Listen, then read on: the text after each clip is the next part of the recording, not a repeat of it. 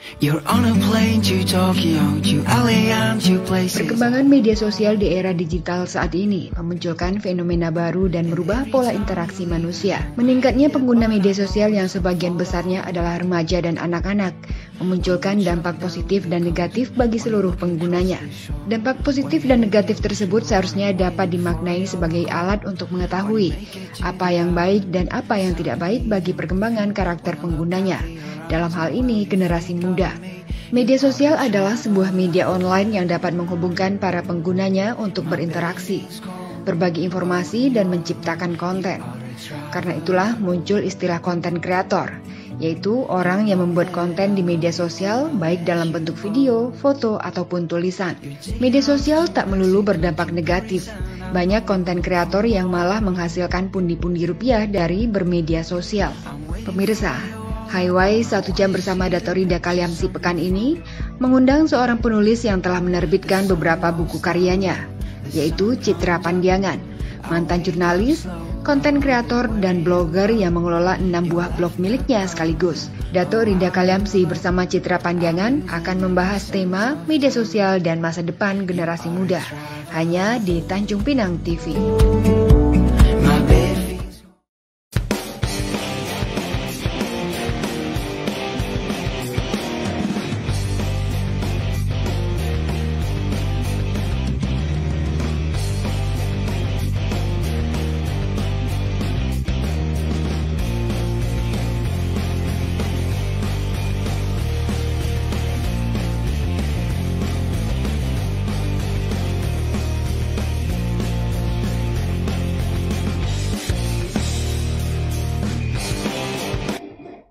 Hai, kita berjumpa lagi pada sesi yang kedua bersama Mbak Citra Pandiangan, seorang blogger, seorang video blog, seorang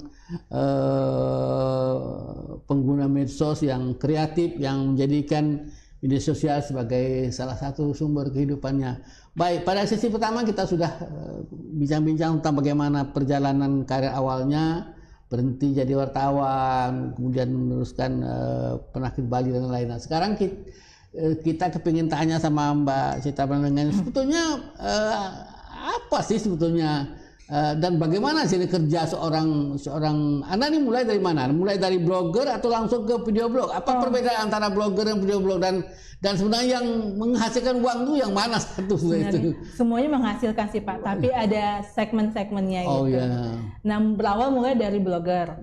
Jadi Anda jadi wartawan, berhenti masuk medsos itu Anda mulai sebagai seorang blogger ya. Blogger itu apa sih Mbak sebetulnya? Blogger itu semacam kayak kita nulis tapi di media online tanpa ada editor. Base dari wartawan itu membuat Anda mudah masuk menjadi seorang blogger karena Anda bisa menulis teks, menulis panjang, menulis cerita seperti itu. Nah sih kita nggak mesti harus jadi jurnalis dulu untuk jadi seorang blogger kalau zaman sekarang. Yang penting kita punya passion di dunia literasi seperti itu Pak. Kalau kita udah bisa menulis, kembangkanlah di blog. Hobi, tapi jangan kayak gini Pak. Banyak orang terjun ke blog hanya sekedar mencari duit. Kalau fokusnya ke situ, begitu nggak dapat sakit hati, blognya ditinggalkan. Tapi kalau kita berawal dari hobi dan menghasilkan uang, dan rezeki itu ngalir terus Pak. Mulai dari lomba itu kita bisa dapat duit.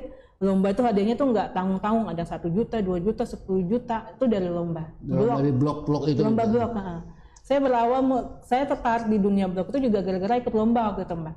Tahun 2014 atau 2015 ya, saya ikut lomba hero dan juara 2, lumayan duitnya Pak, 1 juta.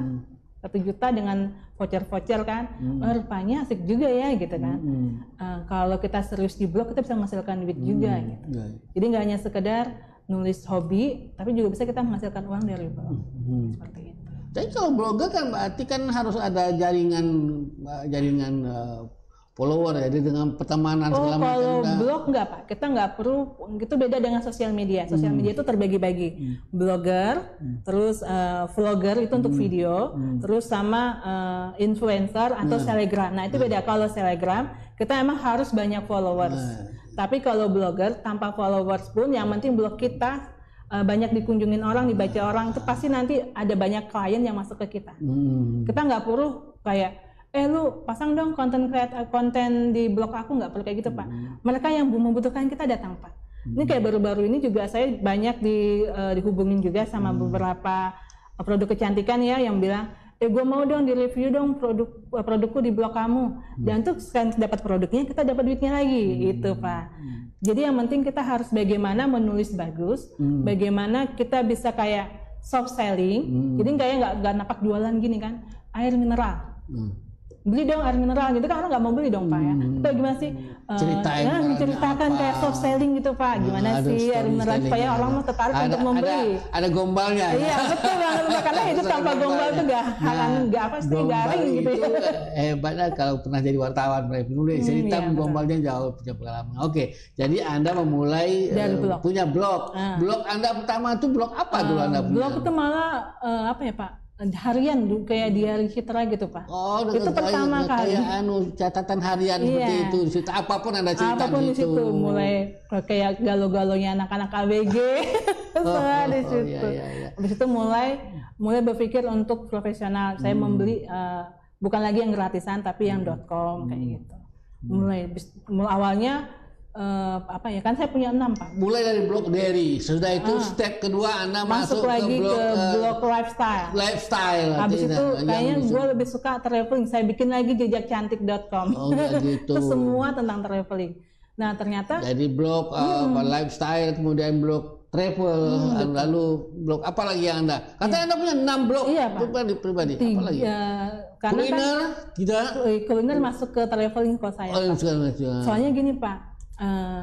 Saya kan banyak teman orang luar, jadi mereka suka komplain kalau saya nulis bahasa Indonesia. Jadi saya punya satu blog yang memang ada bahasa Inggrisnya. Bahasa Inggrisnya itu. Dan rupanya kalau tulisan kita banyak di Google, banyak apa istilahnya visitornya itu banyak, yang baca blog kita itu banyak. Kita nggak perlu cari klien Pak. Mereka yang datangin kita, yang email ke kita itu seperti saya bilang dari awal. Dia email, bikin, gue mau dong. Tulisan aku masuk ke blogmu, gue bayar. Enak kan Pak? Kita dibayar Pak, cuma posting tulisannya orang. Itu dari situ perkembangan zaman kan Pak. Dari blog mulai ke vlog. Kenapa? Karena orang nggak percaya. Balik ke blog dulu. Blog itu yang hidup Anda, apakah konten itu ada advertisingnya, ada iklannya? Saya sih nggak bermain di iklan ya Pak, karena saya nggak pandai di Google AdSense. Tapi saya bermainnya di artikel. Bermain di artikel. Jadi kayak kita mau mancing ikan Pak, kita harus punya umpan. Kita nggak mungkin mau mancing ikan hiu tapi umpannya ikan teri. Ikan hiu nggak mau makan dong. Nah di situ dari awal situlah Pak, saya suka nginep di hotel-hotel mewah dulu untuk nge-review, untuk memancing orang mau direview di tempat saya. Dan saya nggak perlu ngajukan kayak proposal gitu Pak, nanti mereka sendiri yang kontak. Kapan lu ada waktu ke Bandung contohnya? Ini ada aku punya hotel pengen direview gitu Pak. Bisa nginepnya gratis. Dengan feedback nge-review hotel mereka. Jadi Anda sebetulnya membuat misalkan blog travel, Anda ceritakan travel tapi Anda membantu sebenarnya dunia usaha untuk memperkenalkan mereka. Misalnya Anda cerita tentang hotel apa seperti itu, dan itu bagian dari sebenarnya bagian dari advertising bagi dia juga sebetulnya. Tidak langsung advertising dalam bentuk iklan yang di surat kabar, tapi itu bentuk promosi, bentuk action seperti itu. Jadi jadi harus punya sense menulis untuk promosi, karena kan enggak. Kalau Anda nulis blog tentang orang lalu Anda kritik orang, pasti orang nggak mau kan. Pasti bagaimana menyenangkan orang seperti itu. Nah kita menulis, maka saya selalu bilang sama adik-adik di bawah saya ya, kalau kalian mau membuat sosial media itu jangan menyebar fitnah, jangan hal-hal yang negatif, jangan hal pribadi kayak gua patah hati pasang di sosmed, itu tuh terekam sampai kita tua. Dan itu nanti zaman sekarang ini kan perusahaan pun juga melihat calon karyawan juga dari sosial medianya juga. Akhirnya kita menyimpulkan bahwa di dunia media itu sebetulnya kita sedang menawarkan hope, harapan, optimisme hidup. Jadi yang kita tawar itu adalah harapan-harapan hidup kepada orang lain sehingga orang menyukai baik dunia usaha, dunia travel, dunia bisnis yang lain seperti itu. Anda menawarkan hope. Nah, hope itu punya visi, harus ada semacam background pemikiran bahwa depan seperti apa. Nah, itu Pak benar banget. Anak muda itu harus punya personal branding Pak. Itu dimulai dari sosial media. Hal-hal yang kecil kayak pasang status, itu personal branding kita tuh apa di situ. Kalau kita statusnya galau, personal branding, apa tadi? Personal branding. Ya, personal branding ya. Karena kita kan nggak punya company ya, jadi personal branding personal kita branding. ya. Jadi Anda jadi perusahaan sendiri sebetulnya. Betul. Kita ngejual diri kita tuh seperti apa? Anda itulah perusahaan, Anda itu company Anda, personal branding Anda itulah perusahaan Anda sebetulnya di dalam dunia pensiun. Jadi setiap orang berjuta-juta orang bisa bikin perusahaan tapi sendiri. Anda menggunakan sekarang Anda menggunakan citra pandangan company itu untuk mengajak orang lain mengempatkan Anda sebagai. Akan saya membranding saya itu citra pandangan. Jadi begitu search di Google citra pandangan banyak. Macam tidak langsung pakai nama sendiri. Karena gimana ya Pak ya? Saya orang nggak suka pakai nama-nama samaran. Kayak apa adanya gitu. Jadi orang tahu memang seperti itu.